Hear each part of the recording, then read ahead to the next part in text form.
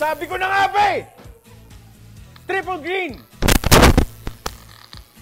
Triple green! Grabe! Triple green! Okay, so...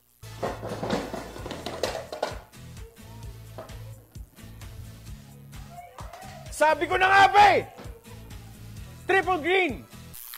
Welcome back, mga kaltab. Ito na naman po ang inyong lingkod, si Mr. Destiny.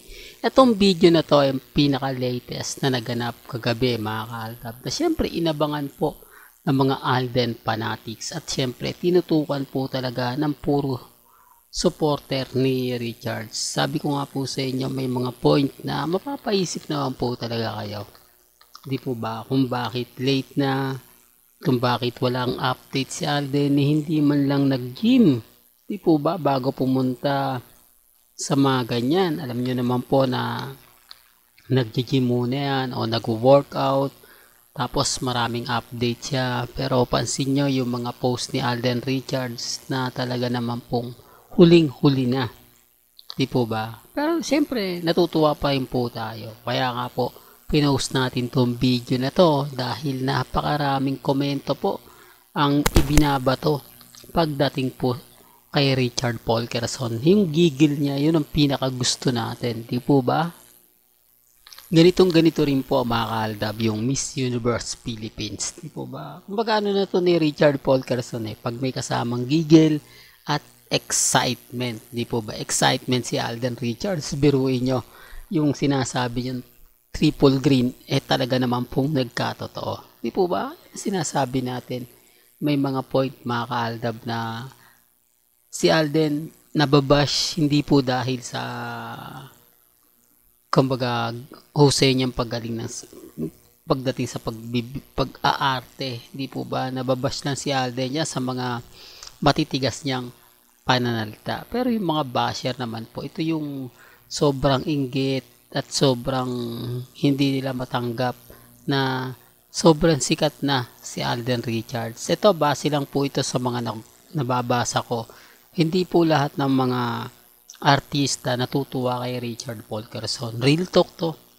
Yung iba po nagsiselos, yung iba po kumbaga nagtatampo. Hindi po dahil kumbaga sobrang kasikatan. Ang ibig kong sabihin, bakit daw po si Alden Richards yung pinibigyan ng magandang opportunity kahit mayaman na siya, samantalang yung ibang artista na kakasama niya talaga naman pong ibinubuhos naman talagang hindi man lang daw po maambunan ng mga endorsement at mga project. Ito po yung mga nakakasama niya sa All Out Sunday at ito rin po yung mga nakakasama niya at nakakatrabaho niya sa showbiz sa loob po ng GMA Kapuso. Totoo to mga kaaldab. Normal lang yan kasi unang-una sa lahat kaya ako to nasabi yung mga komento rin po. Galing din po ito sa mga taong malalapit kay Alden. Unang-una nga po sabi ko sa inyo, si Alden ang pinakabata na director at producer po. Di po ba? Kaya nga sa Molan, maraming nalungkot na, ibig kong sabihin nalungkot na hindi sila napasama. Hindi sila nabigyan ng magandang pagkakataon. Di po ba? Nauna na nga po si Dingdong Dantes at sumunod nga po si Richard Polkerson. Marami nangangarap yan maraming mga artistang bigatin na gusto rin po maging producer at director at isa nga po dyan sa nag-success si Dingdong Dantes na sinundan ni Richard Polkerson na pinakabata.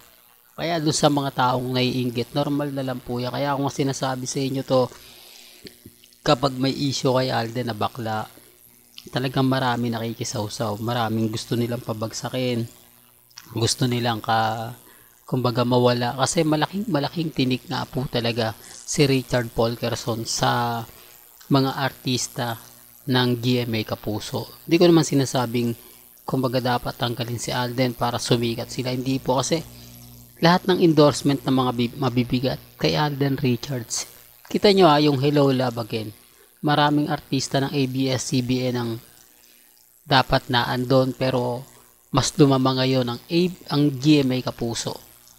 Ang katwiran daw po kasi nila mentor si Richard Paul Carson ng Sparkle Artist Center. Real talk na mga kaldab, kita nyo naman po yung pulang araw kung gaano nga po ba karami ang Sparkle Artist Center at todo naman po yung promotion nila. Speaking of promotion, pagkatapos nga po raw ng taping nila Alden Richards sa Canada, kumbaga tuloy-tuloy na at ipalalabas na nga po itong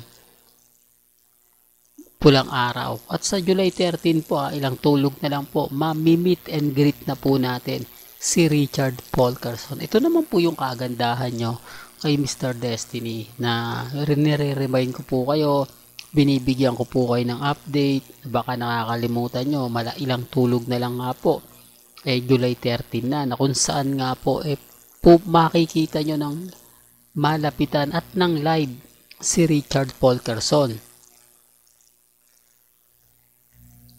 Dito nyo masasabi kung gaano nga po ba siyang kakagwapo. Dito niya siya masasabi kung gaano nyo masasabing katikas ng katawan ni Richard Paul Carson. Although yung iba nagsasabi sa Valenzuela, SM, nung 5 breakups in a romance at yung A Mother and Son, na hindi masyado nila na lapitan si Richard Paul Carson maliban lang kung nakabili ka ng ticket. Pero sa haba nga po ng pila, ito na po yung pagkakataon nyo na ma-meet and greet si Richard Paul Carson. Po ba, mas maaga, mas maganda, di po ba? Kaya nga sabi ko sa inyo, si Richard Paul Carson wala pong nagbago, di po ba? Kumbaga tumaba lang siya, nagkaroon lang naman yung pisngi niya, pero kung titignan nyo simula 2015, wala pong pinagkaiba yung itsura niya sa ngayon. Ganun din naman po si Maine Paul Carson. Speaking of Maine Paul Carson, wala naman pong ka-update itong mga Maine fanatics. Sasabihin nila sila nga po daw yung pinaka malapit kay Mengay, hindi nga po sila binibigyan ng update. Kaya ang sabi ko sa inyo, wala naman po ata sa Bangkok, Thailand si Mrs. Paul Carson at naandito lang siya sa Pilipinas. Hindi posible yun, di po ba? Kaya sabi ko, yung iba nagtataka, Mr. Destiny, kung nasa Bangkok, Thailand si Mengay, bakit isang photos lang ang kumakalat?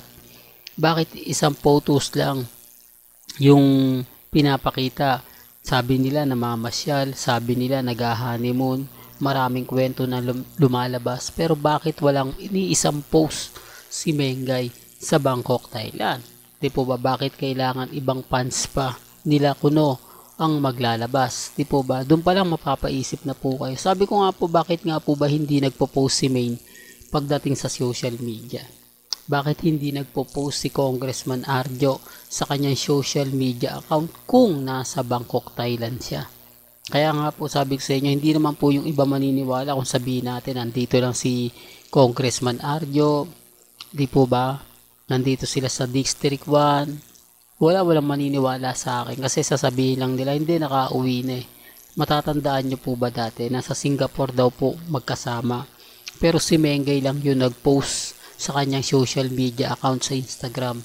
Tapos naispatan po si Congressman Arjo ng isang taong aksidenteng nagpa-picture sa kanya at ipinost niya sa kanyang social media account. Yan ang kagandahan, di po ba? Kapag kasi artista ang pinost mo, magti-trending ka eh. Kumbaga, tapos sikat na sikat pa siya sa District 1. Unang tanong, kailan yan?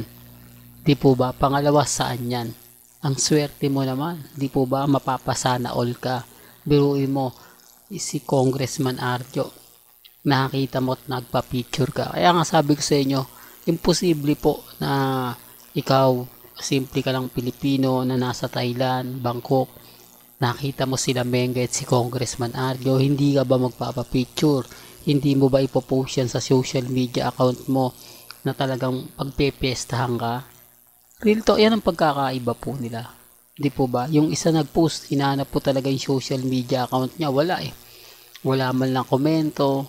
Halatang may mali. Di po ba? Pero hindi ako namimilit. Sabi ko nga po sa inyo, may kanya-kanya tayong pananaw at opinion. Walang ganito na lang po. ang ating latest updates. Kaya kung gusto nyo pa po ng pinaka-latest at sariwang update, abay tumutok lang po kayo dito po sa channel ni Mr. Destiny para updated po kayo sa mga latest at sa mga bagong video po na ilalabas po natin maya-maya lang. Hanggang sa muli, salamat po sa panonood at pakikinig.